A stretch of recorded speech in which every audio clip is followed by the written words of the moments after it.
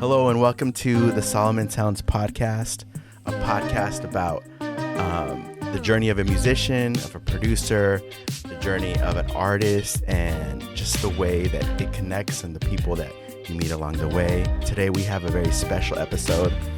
This is going to be like a special producer episode because I'm a producer and I know a lot of great producers, but specifically I know an amazing local producer. This guy is a multi-instrumentalist, but killing it on the bass, of course, but guitar, keys, a great producer, an artist, also a singer, a songwriter.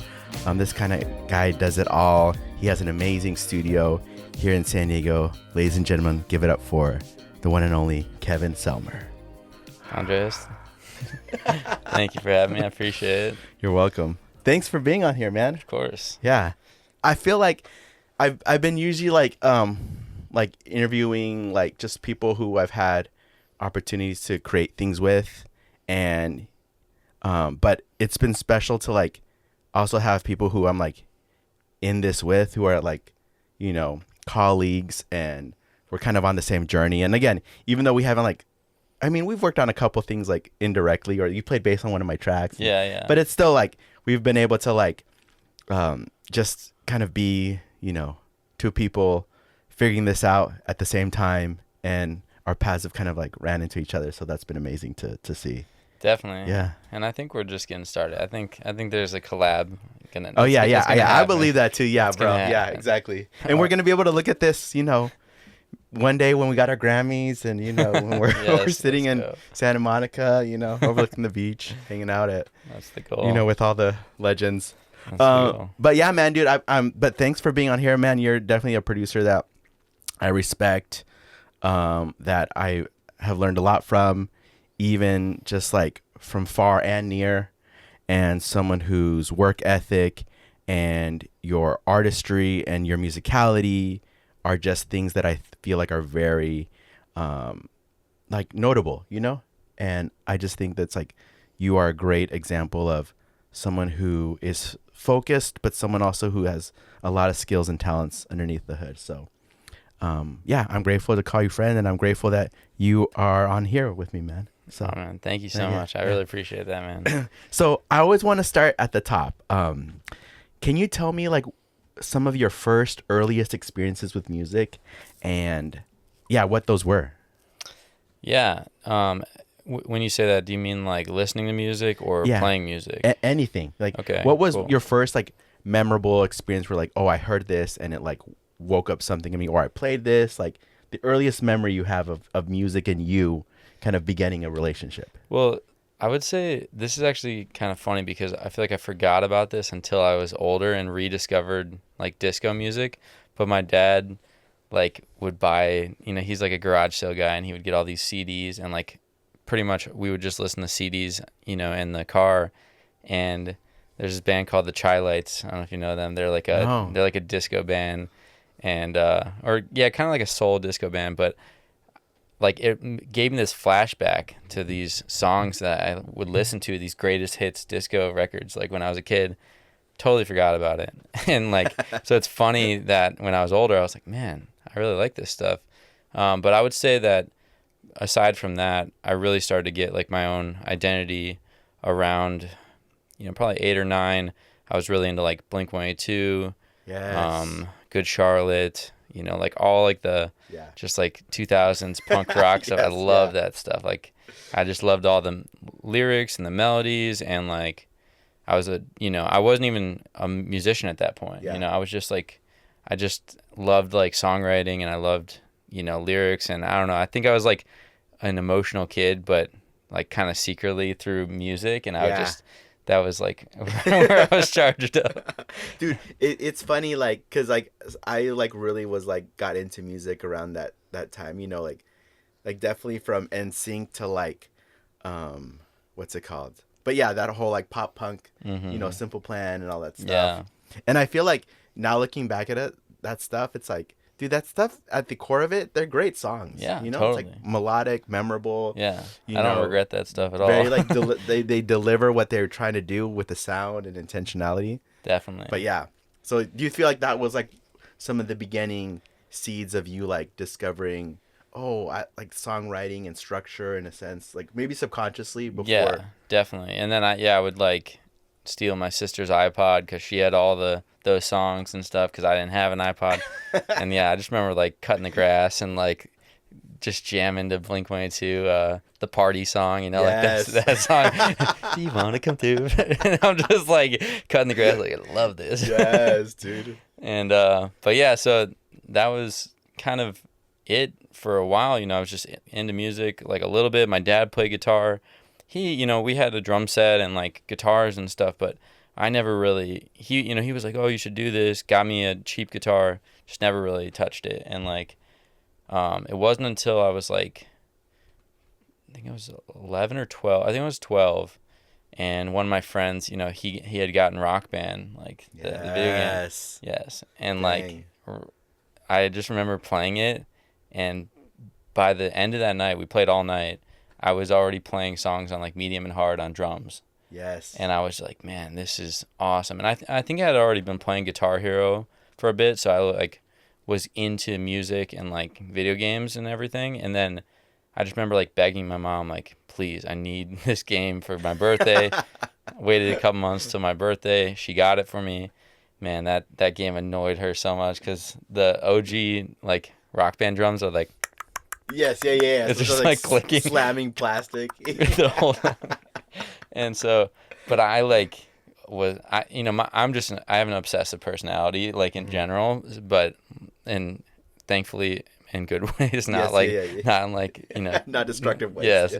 And so I just got like super into this game. I was playing hard expert songs like within a couple months I was like really dialed in, and it got to this point where I just started to go downstairs and like try to play around on the drum set, and I was like, okay, like kind of figuring out, oh, this yellow pad is a hi-hat and this and that. I'm watching YouTube videos, and just like for like a year I was just playing by myself and just kind of like trying to figure out how to play these songs, and then just like playing by myself. My mom would put a 30-minute limit a day on playing drums because it's so annoying by itself. And but yeah, fast forward, I tried to be in a band when I was like 14, didn't really pan out. And then when I was 15, I'm like, this is a great testament to shoot your shot.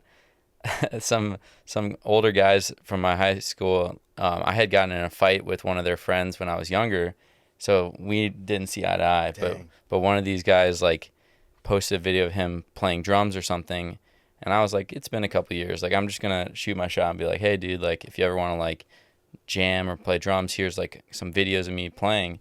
And like the next day they're like, hey, do you want to, we have this band and we're like looking for a drummer, like I'm actually singing in the band, like you should come over. Totally thought I was gonna get beat up that day. Yeah, they're gonna plot their revenge. Yeah.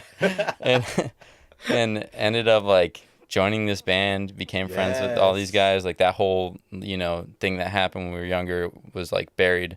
And yeah, like man, that whole summer I think we practiced like 4 hours a day for like 4 days a week. We're just churning out music and practicing and everything. And yeah, that's kind of where it all started. I was a drummer. Dang. Yeah, I love that. What you mind me asking, what songs were you guys playing in the garage? Well, we were writing some of our own music, which was cool. Our guitar player was this guy Dylan, still friends with him. He was really good at writing, music, and we were into like, I don't know if you know who 4 Year Strong is. Yeah, it's like it's kind of like mixture of like A Day to Remember and like All Time Low, like, okay, but yeah, it's like it's got these really melodic riffs and big drums. But other than that, we were playing like Mayday Parade, some Blink songs. Yeah. I'm trying to think of who else we were playing. Can't think of who else. I know we did like a Bowling for Soup cover that 1985. Yeah, stuff She's like that. Still preoccupied. Yeah, but we would make it our own. Like from the get go, I was always into like making our music, like because I was into like those Pop Goes Punk albums and stuff. Dude, yes, I remember that. Yeah, dude. That stuff was great. Exactly. Yeah. So yeah, I mean, yeah, I was in that band for a couple years, and man, I grew a lot. I was good at drums back then. Yeah. I don't really play drums like barely at all anymore. But that definitely like set the tone for when I got into guitar and bass and everything later on. Like all those practices and everything gave me that rhythm and musicality. Yeah. And really, like, I just feel like as a producer, it's helped me, whether I'm programming drums or like, you know, guiding a drummer, like being Yeah. able to know how to, like, you know, articulate what I'm trying to say because I have experience with it, Yeah. you know. And you speak that language already. Exactly. And like rhythm is such a foundational part of like music in terms of like you can like not be a great player, but if you have great rhythm, that's going to supersede than being maybe have more agility but horrible rhythm. Totally. Like rhythm is such a foundational thing. Huge. So I feel like having that basis is just like it's so like instrumental. No pun intended. But yeah, and especially for you and like the type of music you make, which is so focused on rhythm. Like Totally. rhythm is the cornerstone of Yeah. groove, rhythm, you know. Yeah. That makes sense. That like I could see like the through line, you know. From Yeah. that. Yeah, and then from there, I like, you know, I was joining the Navy, and I'd taken a couple guitar classes in high school. It didn't really, you know, do anything. But then my senior year, I was kind of like, I don't know, I was just getting more inspired to sing and like play guitar and stuff. So got really into Jack Johnson. Yes. And just kind of more acoustic folk stuff. I was like really into that. You know, like what's that band? The Lumineers. Yes. Yeah. You know, John Mayer, obviously. Yeah, you know, of course. He didn't come in my radar till sophomore year, but I was like, once again, it's always been about songwriting for me. Like I love like good songwriters, and you know, I started playing guitar because I knew I was going to be in the Navy and like not be able to play drums. You can't bring a drum set. Yeah. And I was just kind of doing my thing, you know, for a couple of years in the Navy. Honestly, I wasn't playing enough because I was, you know, working, deployed, you know, all these different things were like going on in my life, and you know, and I was just young and like unfocused, and I'll talk about that later about like when I like locked in, you know, and realized how much more I need to focus on this. But yeah, by the time I was getting out, I was like, you know, I started playing lead, you know, I was, you know, not great, you know, but I was like starting to just like put all the pieces together of like, I want to make my own music and I want to like play all the instruments. And, you know, back then I would say like, oh, I want to make my own album where I do everything. I play every instrument. Nowadays I'm kind of like, I'll hire out this and this. Exactly. Like, I'm like, I don't, my ego has softened, you know, and like I've realized that I'd rather take the stress off myself. But yeah, it was like a year after I got in the Navy, I started playing bass. So wow, 7 years ago now. Yeah, 7 years, 6 years ago now. I started playing bass, and I used to not really care for bass. Like when I was growing up, bass, like the music that I played. It's a hot take, but no, take it. The bass was just the instrument that you played if you wanted to be in a band, but you weren't good at guitar. Exactly. Yeah. So it's like the filler guy. It's like, well, we need a bass player. You want to play? It's like, yeah. So one of my best friends, Jamie, he was our bass player in our band, and it was like, you're in our band because you're cool. We're rehearsing at your house. Yes. And you're not good at guitar. Yeah. You're providing snacks. Yes. And so it was like, it was funny, you know, when I bought a bass, it was just a means of like, oh, I just want to produce, like, I just need to play the root note, you know, like I never really thought like. It was more of, it was more like you were trying to like, again, like fulfill all these roles that you're trying to play. Yeah. Never thought I was going to like start to love it. And then like, I just remember I made a bass grooves playlist, and then within like a year, I was like, I think I like bass like more than guitar. And it wasn't until, you know, a couple of years later, when I was working with Morel, that I was like, I'm a bass player. Like, I'm not a guitar player. But going back a little bit, like, I had my studio back in 2019, but wasn't really working with anyone, wasn't really that good enough to, like, do it, you know? But, like, I was determined, I was trying to do it, and I went to school at Studio West 2020 during COVID, which was definitely very instrumental, like to like taking the pressure off of like understanding how to record, like how to do all that stuff. Very thankful for that experience. But yeah, man, like I remember I released a couple songs back in 2020. They're gone. They're not. They're wiped off the internet. They're gone. Yeah, but it was very humbling. You know, like I nailed some things. I was like, oh man, like I still listen to those songs. I'm like, man, that bridge is sick, or like this is sick. But you know, my voice wasn't there.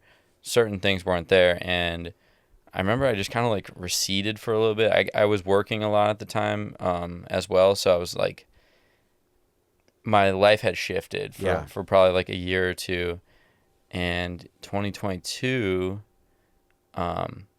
man, two documentaries like changed my whole life. Yes. Yeah.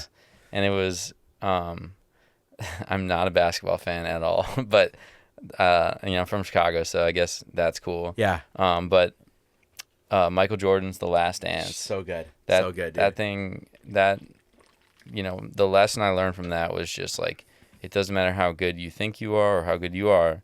You need to practice the fundamentals, and you need to show up all the time and do your thing. Yeah. And like, it doesn't matter. It doesn't matter if you just won a championship. It doesn't matter if you just release a sick song, make another one. And then the other one that really inspired me was, I don't know if you ever saw this, the Get Back, the The Beatles, one on, like the fly on the wall kind of thing, Yeah. And I just remember like binging those two, like January 2022, I think it was, and yeah, that came out then, yeah, and I just remember like, I was like, man, they showed up 9 to 5, 5 days a week, 6 days a week, I think, just like making songs, and they had just finished an album. And all of a sudden, 3 weeks later, they have a whole nother 10 songs. And I was like, I started to really think about like how much time I was really putting into like A, making music, B, practicing music. Yeah.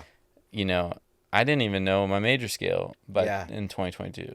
You know, like I swear, like I was just playing pentatonics, and I had all these cool jazz chords, but I was totally faking it. You know, like everything I was doing was, I was using so much bandwidth from my ear that I wasn't, and so I really like made it my resolution that year to like took lessons from a couple guitar players, just really started studying theory, the Nashville number system, all that kind of stuff, and took some gigs, you know, doing like pop and country music, which was like not my vibe, but it really helped me like figure out, okay, this is the number system, the theory, this is how, this is what it feels like to go to a 5 chord or this or that.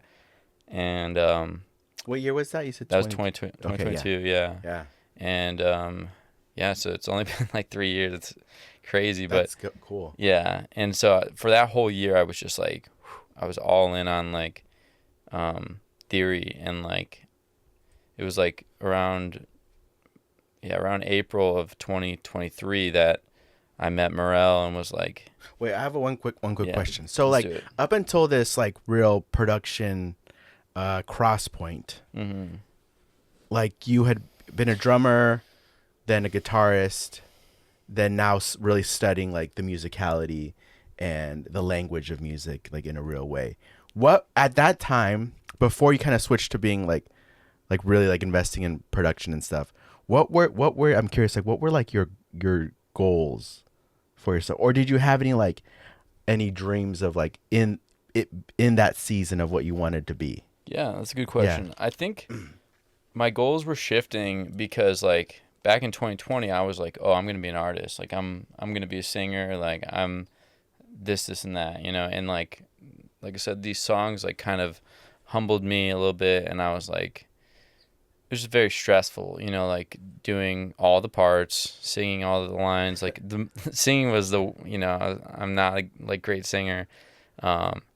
You hold it down, bro. I'm better now. I'm better now. But back then, especially, it was like I was spending so much time just comping a vocal. Yeah. And I really just like deep down, I have a very analytical mind where when I'm listening to music, I'm like, I'm not listening. Like obviously, I'm listening to the melody and this and that, but I'm really paying attention to the background stuff, the stuff that the glue, you know. And so I think, you know, 2022, I was really like, I just want to make great records, and I had my eyes on a couple singers in town, and I was like, I'm not ready. I'm gonna get there though, and I'm gonna reach out to them, and we're gonna like. Yes. So I was kind of like plotting, without anyone knowing. Yeah, you're plotting your Yeah. your attack on the music scene in a sense. Yeah, yeah. And so that was definitely the goal. It was like, I just want to get to a point where, because it's very uncomfortable, to be in a session and not be able to like figure something out, theory wise or something. It's like, it's obviously it's okay with your friends, but when like, even if it's, in the early days when you're doing stuff for free, it's like, it's weird to be like, oh, I'm a producer, and then you're like, I don't know how to do this. Yeah, though. Yeah. When someone's like, oh, can you play that again? It's like, oh, wait, let me figure. Yeah, exactly. Yeah, yeah. And so I think that 2022 is like a big pivotal moment of like, okay, I was kind of working on finances and work and all this stuff, 2021 and so, and then I was like still working, but I just really started to like spend all my nights doing that. And and I also started going to the jams in 2022. Yes, yeah. So I was taking lessons from this guy Cole. I think Cole. Cole, yeah, dude. Yeah, the GOAT. Legend. Yeah. One of the best. And nice enough, he was like, "Hey man, you should come to one of these jams." And I was like, "Oh really? Like I don't think I'm even good enough to be playing live like this." And I wasn't, but I just forced myself to go every week and like get up there and like.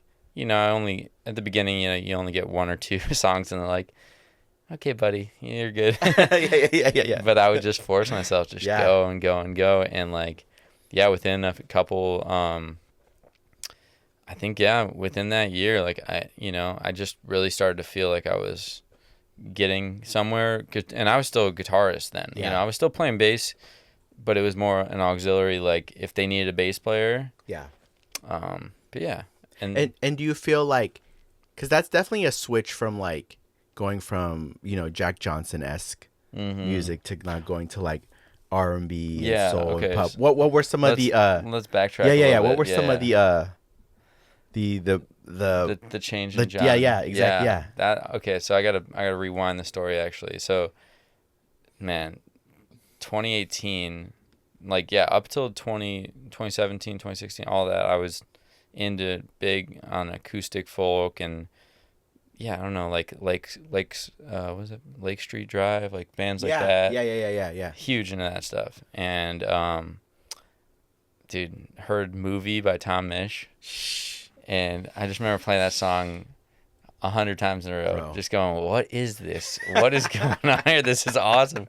And I had a girlfriend at the time and I was like, you gotta hear this song, it's so good. And she's like, all right, whatever. Like, I don't know. Yeah. But I was, that's my personality. I'm like, if you don't like it, I don't care. I love it so much. I know it's good because I love it. And Tom was like the new garage guitar hero. Yeah, pretty much. Yeah. And but truly though, because that really just, I got super into Tom Misch. I studied his whole discography. Obviously, you can hear that like in my playing.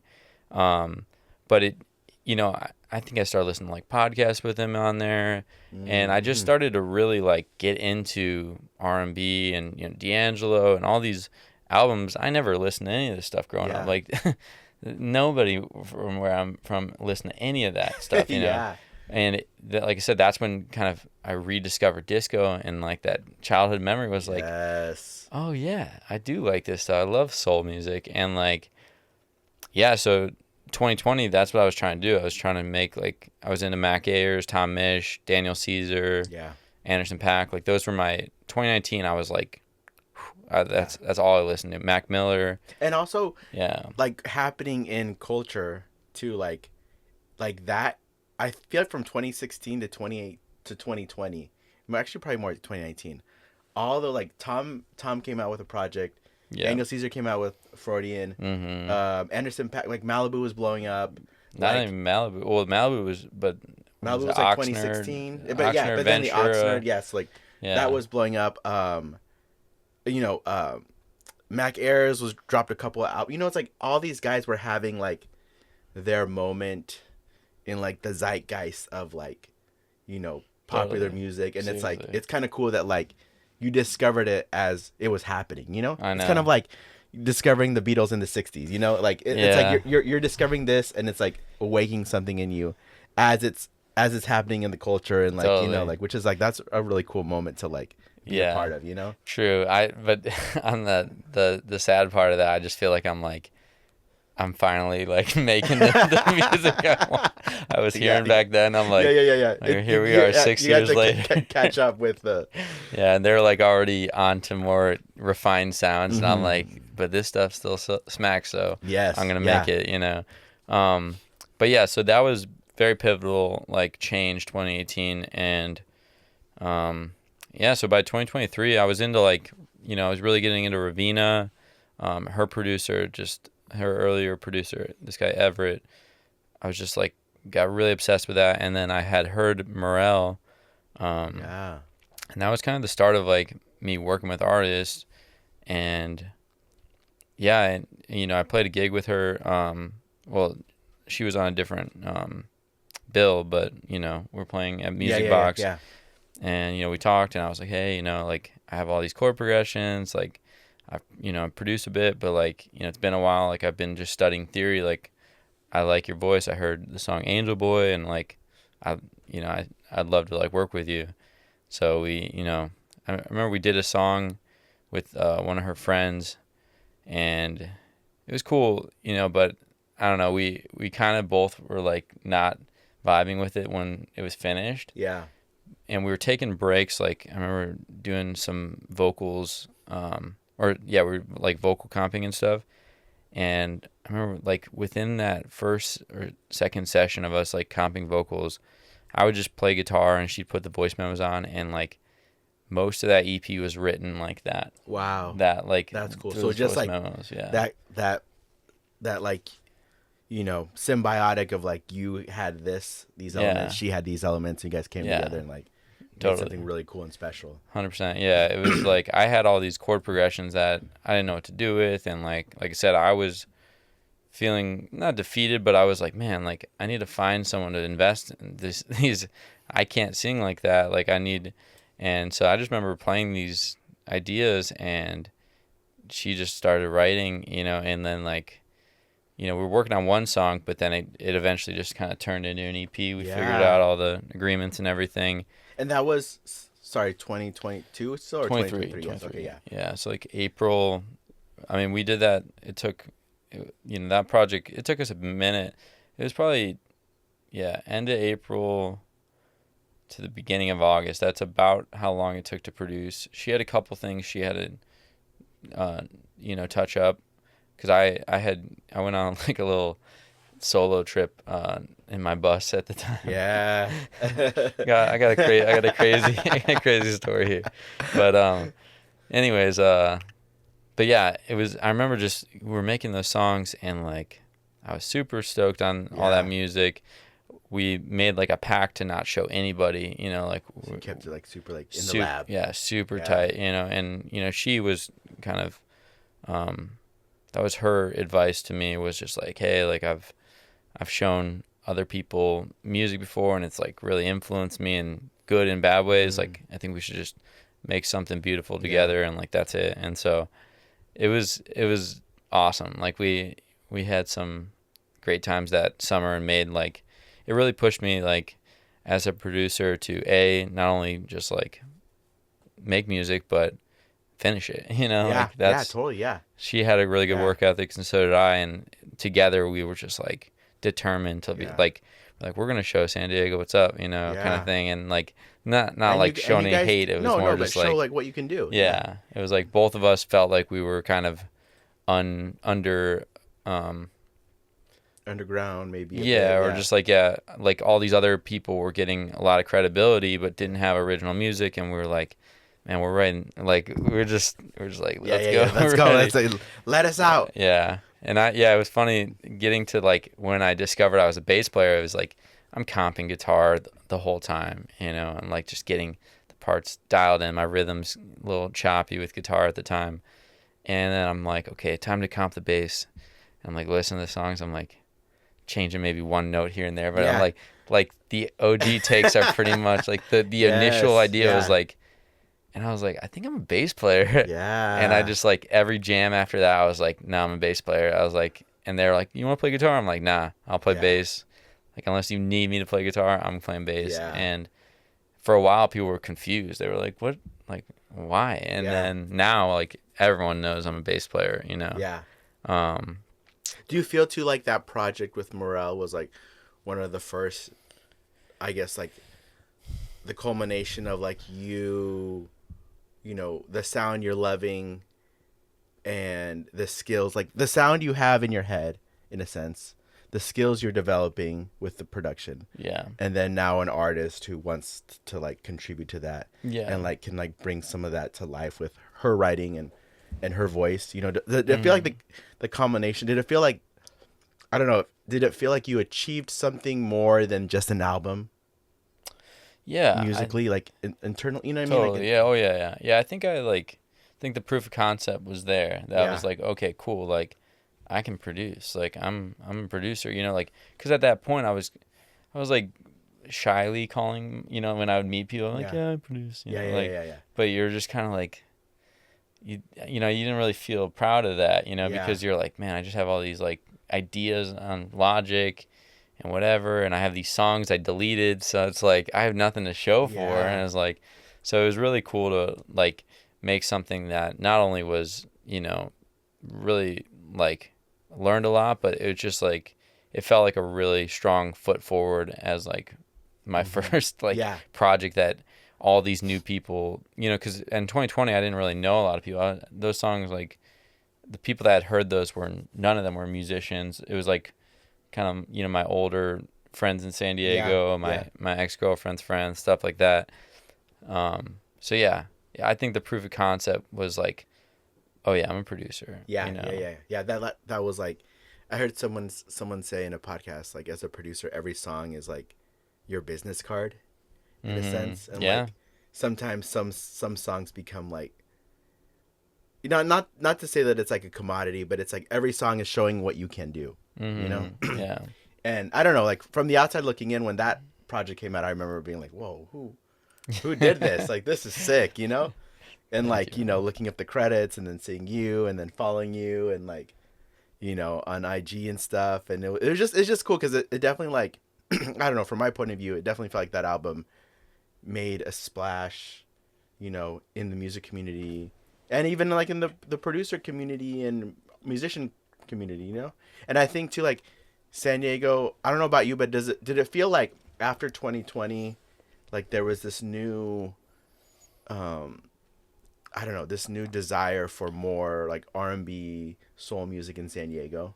Did you feel that a little bit, or was it kind of like, I don't know, what were you feeling like in the air? Well, yeah, because I mean, I would say, you know, there was like Neo Soul Tuesday going on and stuff. Yeah. We had all these, like, we had these cool artists. Well, but most of them weren't artists. They were just players, and you know, they're doing covers. And so, yeah, I think, you know, the R&B, or like original R&B stuff is growing, but I don't know. I feel like in San Diego, there's like a mixed bag of there's a lot of singer-songwriter kind of stuff, and R&B music is like, it's very intricate, you know, so like, you know, there's not, it takes a certain style, and then there's not a lot of producers, so, I don't know. We'll see. I feel like there's, I feel like I'm going to be a big part of that journey, and you know, I've been bringing in more of these players from those Neo Soul Tuesdays. Yeah. And like, you know, it's funny, you know, like, not saying that. Yeah, I used to look up to them, but now it's like they're like, oh man, like this white boy's got some. Yeah, swag. yeah, exactly, yeah. So I mean, they're becoming colleagues. They're becoming exactly, like, yeah, more than just. Yeah. People who you're trying to. Yeah. I don't want to say fit in with, but you're trying to prove. Now you don't have to prove, like, exactly. Now you can create because totally, the relationship's built. Yeah, there's a respect there. And yeah, back in the day, like, I was like, man, like, this is the stuff I want to make. But like, so I was just biting my lip, like, man, I need to do it on my own first. Like, I need to make my own stuff. And then like, they're going to figure it out, you know, they're going to see or whatever. So that's happening more and more nowadays. Yeah. It's beautiful. Well, and dude, and also you have like these like epic house party hangs, and like it's such a great way like the community can come together and be in your place and play and jam and make connections, but then also like your studio's there so people can be involved in that and see what it's like to be there. So dude, yeah, it's it didn't start as a marketing tactic, but it's definitely a marketing tactic. Like nowadays, bro, you're like becoming the Gatsby, the musical Gatsby, you know? Like that's what I was thinking about being for my Halloween party. Yeah, there you go. I was like, just give a little, Great Gatsby, you know. But that's so good, dude. I mean I love that, and I definitely feel like you're definitely one of like the. And again, I don't know enough. I mean, I'm a San Diegan, so I feel like I know enough about San Diego, but I feel like there haven't been a lot recent like R&B producers who have kind of like, I don't know, just like been a little bit of a wave, been a new wave of ushering something new, you know, post 2020. Totally. You know? Yeah, I feel like there are some like kind of R&B-esque people, but my stuff is more, you know, it's more around soul, and there's like R&B that's like more, well, I don't know, sometimes I'm doing like hip hop drums and stuff, but I don't know, there's more like electronic R&B stuff, and I like my stuff is more based around organic. Yeah. Like you're like more alternative, exactly, maybe like soul R&B. Yeah. There's not like the Chris Brown R&B, you know. Yeah, like, exactly. That's great, but it's like that's a very specific. Exactly. Yeah. Nothing against it. It's just So. But yeah, you know, that's cool, man. I love that. So as I guess real quick, since we're in producer talk, I want to ask, now that you're talking about your production and stuff, as a producer now, producer talk, what are some of your plugins, like top 3 plugins that you as a producer really love? Okay. And that you feel are like instrumental, like maybe slept on, or maybe you feel like, oh man, I'm loving this plugin. Okay, cool. Murder Melodies, I use that one a lot. Oh yes, yeah. I think it's Slate Murder Digital. Beats. Did he make? I don't. Yeah, I'm not sure. I don't know. My friend, shout out to one of my best friends, Daniel, who used to make music. He gave me like all these plugins because he believed in me, and that one, I think it's Slate Digital or Slate something. But it's a cool plugin because it has a lot of different effects. There's like reverse effects. There's literally everything, reverbs. But I use like the high cut on there a lot. I like the sound of it. What's this other one? I'm trying to think. That's a plugin. Dude, the Corey Wong Archetype. Bro, that one's so good. Yeah. I know. That's an amazing one. Yeah, we have a little different flavor. Like lately, dude, I DI all my guitar just straight. Dude, bro. When I was DIing guitars fully, I was using just that. Yeah. Like that's like the first plugin that I got that I was like, oh, this sounds amazing. You know what I mean? Like exactly, it sounds amazing. Yeah. And it's like, I just do that, and then I just EQ, compress, and then do you have a specific preset on there you like? From any of the stock ones, like I know Tom Misch has like some like. Yeah, I don't really like his. Actually, there's a Jack Gardner. He's like I don't know, some sick Instagram guitars. But I found some in there, and then I've just made some presets, and then like now it's like funny. We'll talk about this later, but my new record, it's like I'm pretty much using the same preset for everything, and it's like it's got like it's got the Tom Misch wah, but it's kind of my own take on it. It's got a little more grit on it, and I like that. I would say that one. What's another one? Bro, I always play with the sparkly clean one. That preset that I forget. I think that's in Corey's like arsenal, but sparkly so good. And then just from like a producer standpoint, like as far as because like I'm really into like. Some of the songs I'm trying to make my guitar not sound like a guitar. You know, that it's like because I'm a guitarist, obviously. I'm not great keys player, so I'm like sometimes I'm trying to make my guitar sound like another instrument. So I think I'm kind of torn between RC20 or Fin Micro, which Fin Micro is a free plugin. I don't know if you have that one. Oh yeah. Yeah, I've heard of that one. Yeah. I'm pretty sure it's free, and it's like it's cool. It's got like 20 or 30 little presets on this knob, and I've just gotten some really cool sounds. It's cool to add to to vocals, to guitars, to synths, to all sorts of things. That's cool. Yeah, I love that. Okay, next question. Who is on your Mount Rushmore of producers now? As a producer now, dude. Okay, that's there's 4 of them, right? Yeah.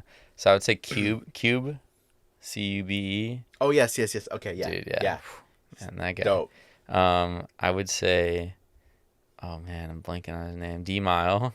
Of course. Of course. The GOAT. Man. I'm trying to think.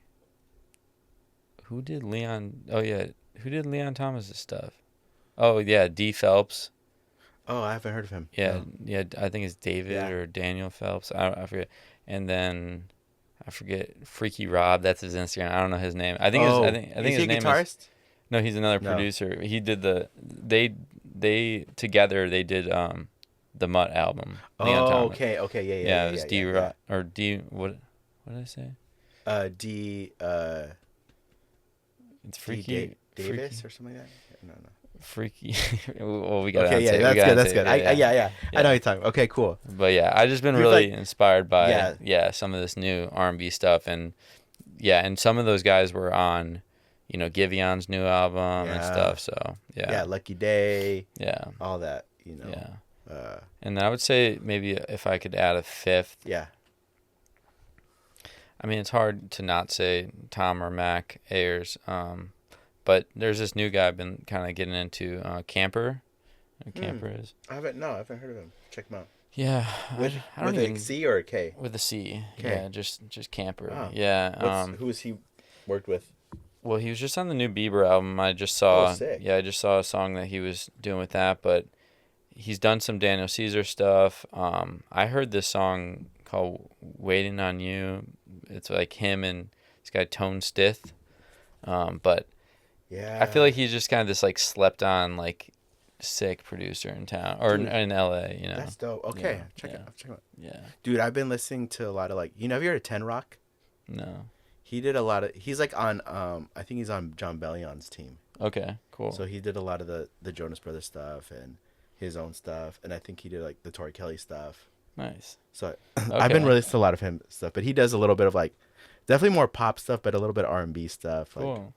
Dude, I've actually been, I'm not a very religious person, but man, Forrest Frank, dude, that guy. Dude, Forrest Frank's killing it, man. Yeah, he's not only killing it, but the music's great, the marketing's great. Bro. Like he's just pumping songs out left and right, and it's hip.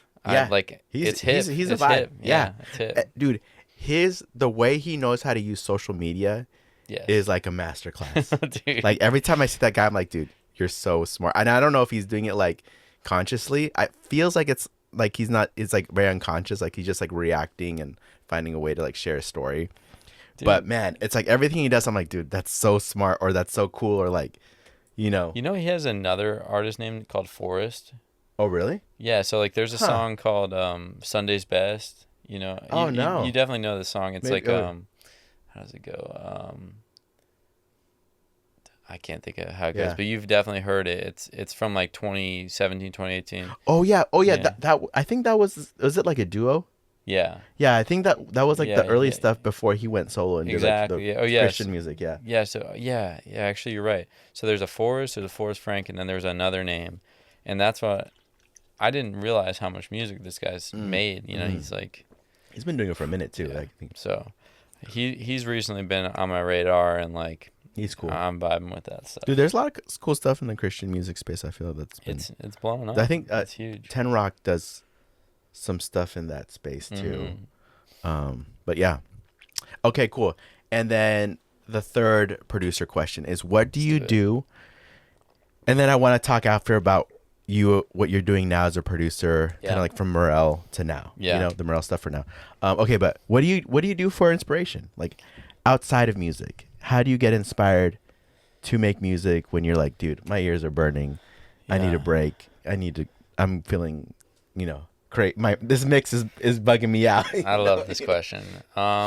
I do a lot of stuff, man. Like I love riding bikes, so I like mountain bike a bunch. I like to go to the beach and go swimming. What else do I do? I think also just like going out and like I go out in OB. I have a couple, a bunch of friends out there and stuff, and like just go like drinking, play pool, and just like kind of do something completely non-music related, or like sometimes I'm end up singing karaoke, which is always terrible. But yeah, I think just like completely trying to remove myself from music and just go do something that I mean, granted, sometimes I'm listening to my my mixes and stuff. Yeah. But yeah, I think for me it's like just getting my body moving and stuff, because like when you're producing, you're just like you're isolated, you're sitting in a chair all the time. Now I try to stand. I have a standing desk, so I stand or sit on this stool a lot. But yeah, I would say that like just moving is like a huge part. Sunlight. That's so good, dude. Yeah. So like getting out, being outdoors, moving. Yeah. Hanging out with friends. That's so good, dude. Yeah. Like that's like we need that. What about you? How do you recharge? Because I'm just going all the time. Just going. No, I don't. No, I'm kidding. No, honestly, I mean, hanging out with the fam, with my kid and with Dana. We like to go to the beach a lot, and I definitely love like. There's nothing better than like, dude, getting a good sandwich, getting a cold beer, sitting on the beach and just like listening to the waves and like just kind of like playing in the sand and just kind of like. That's like my ultimate like relaxed day, or burrito, Yeah. But it's like, eating something, drinking something, and like feeling the like feeling something. You know what I mean? Yeah. Like totally. those three things, I think feel very rejuvenating for me. Dude, yeah, I got a question for you. Yeah. You said listening to the waves, and like, have you ever thought about getting? Because I've been thinking about getting one of those like field recorders. Oh yes, dude. The stereo field recorder, dude. Because like I'm using all these splice samples to get like waves and rain and stuff, and I'm like, man, I wish I'd. But you're like, I want it to be like this. Yeah. I want it to sound exactly like this and stuff. So it's funny, like, I was. Dude, that's so true. Or even like, I did a song, that's a song with Danielle, and in the beginning you hear like some Foley stuff, but it was like totally like from my phone when I was like 2 years ago. Me and Dana went to Spain, and I just like took a recording of like the street people on the street just like talking. And he's like, so, but it's like I was like, I wanted to do more stuff like that because I feel like it just adds like such a personal character to like your productions. And it's like, you can get something off Splice, but it's cool when it's like you can tie as much of your own story. Like, oh, this is like, like whatever. I went on this back in this ride and I heard these crickets and I took it, whatever. Like I heard the waves, or like my friends were playing pool and I recorded like the ambiance of it, And adding that into like the recordings, I feel like just gives it like, I don't know, more of an identity. Yeah. It gives it like skin, Totally. But yeah, I mean, I feel like with like pretty much all the samples that I take, like I'm always EQing and like trying to change up the sound a little bit, and stuff. I feel like it's good to do that, like just try to shape it a little bit more. Shape it a little bit to once again kind of get in that mood of like what the song is. Yeah. So, yeah. So tell me about so from the Morel project, you kind of like, that's like your way. I mean, if I'm speaking correctly, that's like your way of you like, hey, I'm a producer now. This is what I do, and I can do it at a top level. Yeah. And I can make great art with great people, and it can be meaningful, but also like appealing. And it's like your way of being like, so from there at that point to now, what has that journey been like? Yeah. Well, it was an interesting journey after that because, well, first of all, my band Helix Moon was like kind of forming shortly after that. So I was spending some time on that, and then like none of the songs with Morel were out for months and months. So like I still didn't have anything to show, it's like, so people were still just calling me guitar player guy, bass guy, whatever. Like I remember someone coming up to me at a show and saying like, oh, you're that guy that does cool guitar videos. And I was just like, yeah. I was like, wow. I was like, I was like, that's hilarious. Yeah. Like, it was just kind of funny. but he meant it in like a nice way. But to me, I was like, that's not what I'm trying to be known as. And so yeah, I just kind of like sidestepped for a little bit and was kind of developing the Helix Moon Band. And we were, me and Alex were writing songs together. And yeah, I think it was just like, I still had a little imposter syndrome then, because one, no one had heard that music yet, and I felt like I like barely made that music. Like, when I say barely, I mean like I felt like it just like I was in survival mode, just like trying to make it perfect, and it didn't come effortless. It was like very hard to make that sound so good, and so I was like, man, how do I top that? Like, how do I top something that was that good? So I got more into theory and just like practicing, and then I feel like Helix Moon, like that, playing with those guys, like it just improved my like musicality, my finger strength, like all these different things I was doing at the time was like kind of getting me ready for that next batch. And like, so as the Morel songs started coming out, I started getting like, kind of some inquiries about doing songs. And then I ended up meeting Amy Jacobs. Nice. And we made that song together. Yeah. And so that one was really cool. I was working on other songs like Chase's song and Chauncey's song, Chauncey's was later that next year.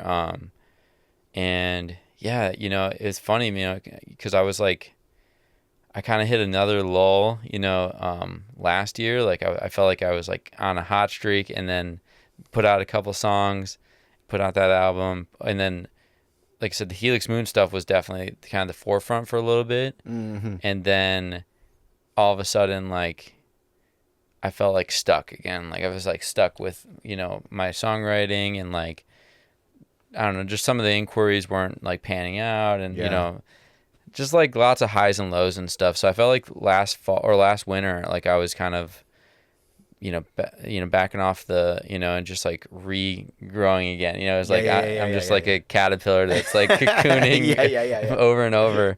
And man, it was like, like earlier this year,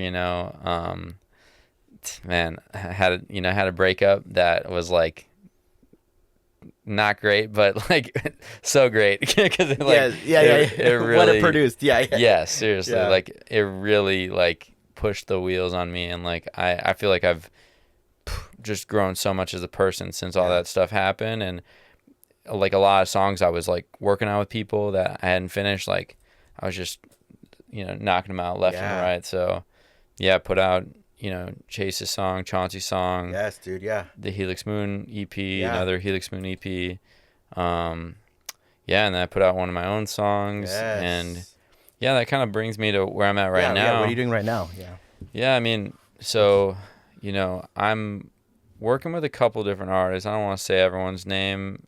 I don't really know if I have everyone's permission. You don't have to. No, you're good. But I have a couple. The people will know.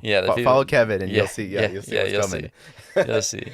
But I have a couple people that I'm working on some songs with. Some of them are, like, I feel like, I don't know if this happens with you, but sometimes songs just like need some space, and you need like a little break from it, whether that's because the artist needs it or you need some time to think about it. But that sometimes happens with my music. I'm quality assurance is like huge for me. So it's like if a song's not ready, like it's got to sit. Exactly. It's got to sit and like wait.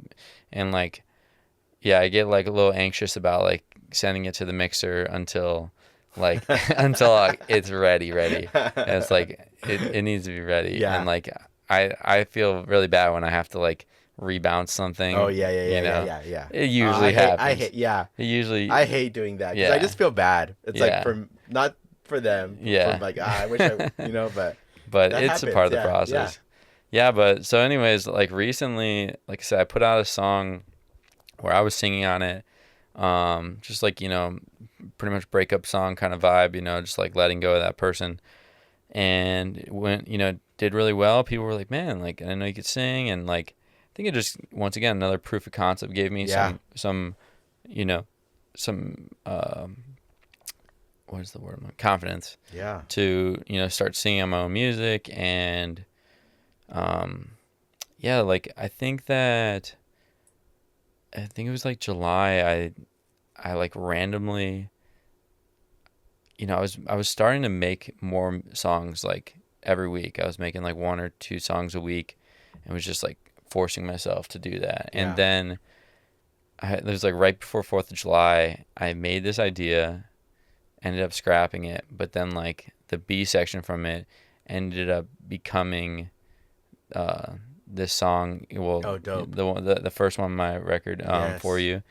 And man, I had all these things I had to do that day, and like they all got like postponed because I made this whole song called For You that day. And I was like, oh man, okay, cool. Like I just made another song I'm singing on. This one's got a weird, cool effect. And I was like, man, maybe I will sing on some more of my music. And then I made a second song, and then I was going to drop this EP with like a couple artists that had, I got their permission, like, hey, I think I'm going to, put those singles like on this record and it'll get more exposure.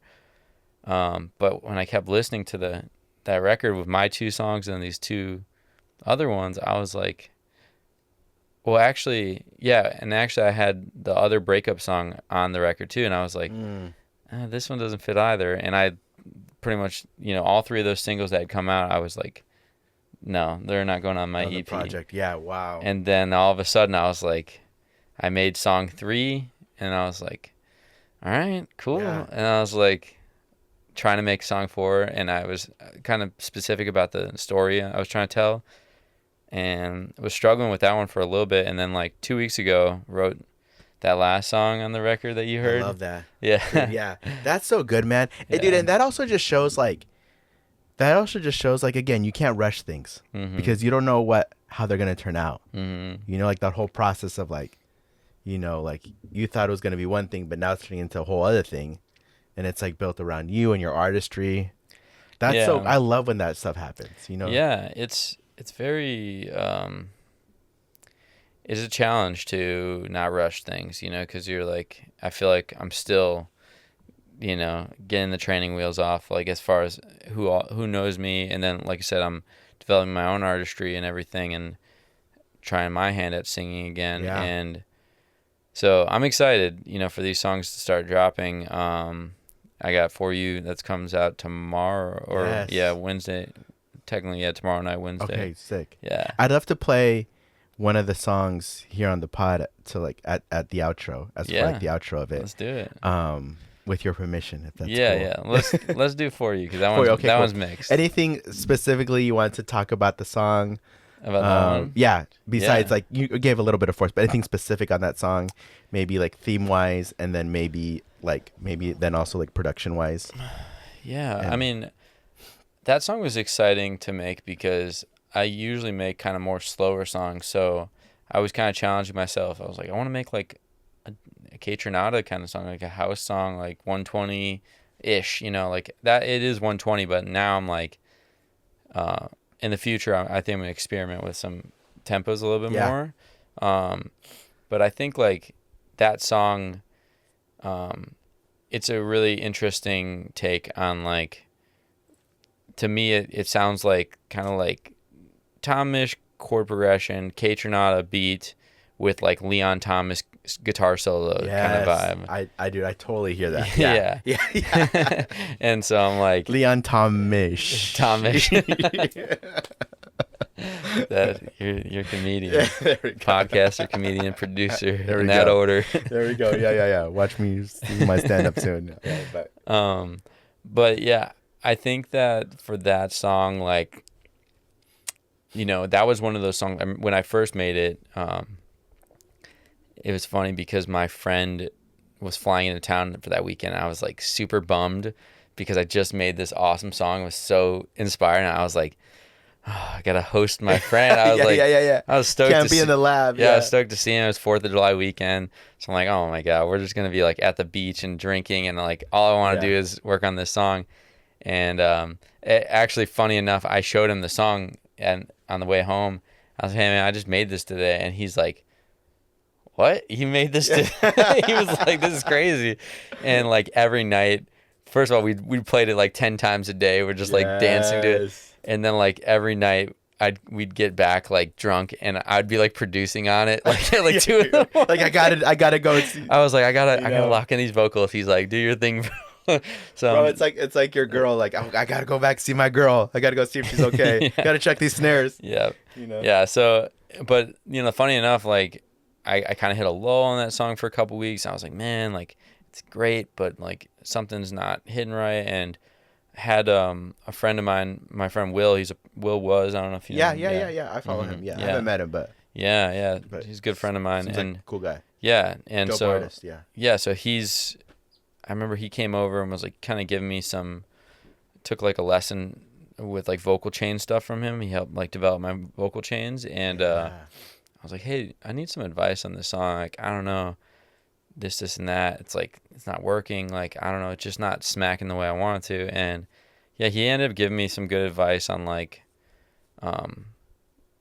just some of the, like when the song kind of climaxes and there's like the clap and then it goes to open hi-hat. So long-windedly, I would just say that like Will definitely came in like last minute and like gave me some interesting advice that helped push push it to the right direction. So I love that. And then as far as like theme of it, how would you describe like the subject matter? Oh, the subject matter? Yeah. The song it's called For You, and it's like share a little bit of the story behind it. Yeah, sure. Yeah. I mean, I didn't. It's funny because I kind of just wrote it like, I don't know. Maybe some people like some songs I write are very intentionally like it's about this thing or whatever. But this one was kind of just a fun one, and I kind of like wrote it. Well, the hook came first. You can take your time. I'll be patient. You can keep me waiting. But it was kind of like about waiting for a girl to call you back, and like someone that you used to like be with. But like, the ending is kind of like, it's kind of like a booty call actually, it's I love like, it. honestly, it's like, but it wasn't really written about anyone in particular. It was more just like a fun song. Like, and so I really wanted, that's kind of my goal with a lot of the music I'm writing. It's like, I'm trying to capture a vibe and a sound, and like, it's not always super personal. It's like, that's what being a songwriter is, like creating a world and being like, this is exactly the world I want you to feel like you're in. So I feel like a little bit play different characters in that world. Like, yeah. And so that one, I feel like it's got this kind of like, it's like, it's got the jazz R&B thing, but it's kind of got this like trippy kind of vibe to it. I'm using like these altered chords in the chorus that are super sneaky, and they're like, they just kind of give this kind of like eerie sound over the melody, and so I think that one's gonna do really well. I think so. That's so good, man. The world. Well, you have a great way of adding like the musician and the musicality in your production without having it feel like, like Jacob Collery. You know what I mean? Like you find a way to like have it be approachable but still sophisticated. Thank you, man. Like, so I love that, and like, because it's like, if you really sit down and like analyze it, then you're like, oh wow, he's actually doing some really complex things, or just like adding a lot of flavor in these progressions, whatever it may be.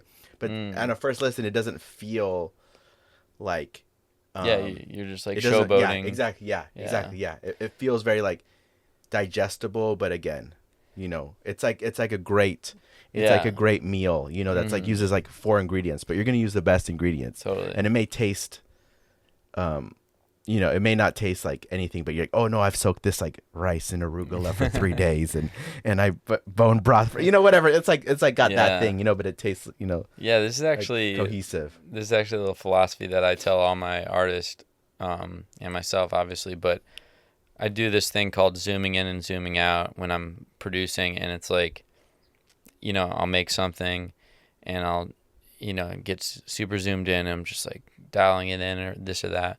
But I like to sit back on my couch, ironically zoom in on the timestamp of the song, and then, but really I'm zooming out and listening to the whole song, and I just write down anything that bothers me. I love that. That's so good, man. And I'm gonna take that. Yeah. And it's great. And it's like, it allows me to come back with a to-do list, and it goes, okay, at 22 seconds, that guitar there's too much going on. Yeah. It took me out of that moment.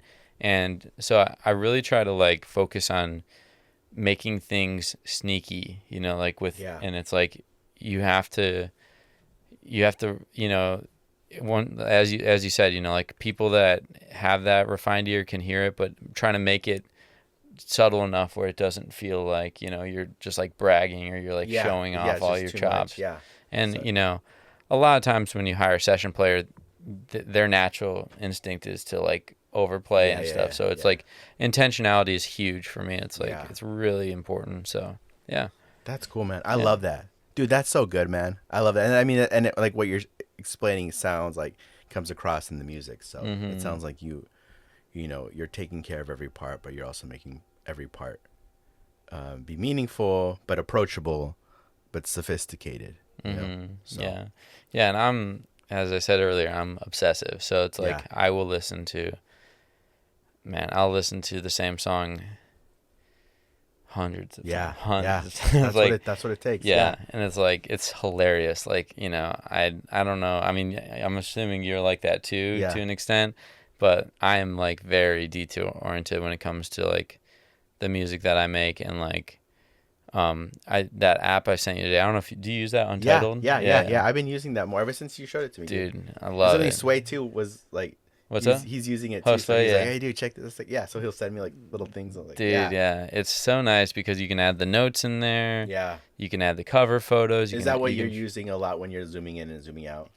Or is that more just when you're listening to mixes or demos or whatever it may be? Good question. So there's two different like zoom in, zoom out stuff. So like if I'm in the studio working with somebody and we're like literally on the project, like in the middle of working, you know, once every hour or two, we'll zoom out and we'll go, okay, let's look at the timestamp. Let's just write everything down and try to get all these things done before we finish the session. When I'm like on my own, I just use Untitled. And like, you know, if I'm like just on a bike ride or something, I'm listening to the song. Okay, 35 seconds. I don't like this, you know, whatever. And so, it just depends on the situation. But dude, that app has like been so great for me because it's, dude, my favorite feature is that you can loop the song. It's literally the best part. I feel like an actual like little playlist, you know? Yeah, exactly. I can loop my album. So I've been next to next. And that was how I kind of discovered that I didn't want these other songs on there because I'm like listening to the flow and I was like, let me try this song here. You can track list it in real time. And then I was like, and now I can even like, you know, I'm excited for this one because like, I'm trying to make all the songs kind of flow into each other, you know? So it's like, make sure that there's not like hard jumps and stuff like that. That's man. Cool, man. So. Well, I love that, man. Well, hey, man, dude, thank you for sharing your wisdom, sharing your story, and sharing your art. Dude, I love that you are more than just a producer. You're more than just a musician. You're more than just an artist. You're all three of those. but it's cool, man. It's like, and then definitely I respect you as a colleague and as a friend and as all those things. So, man, I'm excited for your journey. And I'm excited to see what you're gonna do and what you're gonna keep doing. And man, I'd love, again, who knows, 10 years down the lane, we'll look back at this conversation and see how far we've gone, and especially how far you've gotten from this moment. And like, man, seriously, man. Yeah, I'm excited. So if anyone's listening, you know, I think that definitely check out this EP coming out. And any dates when the EP, or is that still TBD? It's a little TBD. Okay, cool. But I would say I'm doing a bunch of singles. You know, I all four might be singles, and then and then and then just drop collectively as an EP. But I'm thinking as early as late October for the whole EP to be out. Or sometime in November it'll be completely out. Well, this will probably be out definitely before then. So probably this month. So For You will be out this month, right? For You will be out, and then maybe one more will be out towards the end of this month. We'll see. Cool. I got a busy schedule this month with some traveling and stuff. So nice. Well, how can people find you? So you can find me on Instagram, Celmer Music, CELMER. Music. I'm on Spotify. Just last name is Celmer, CELMER.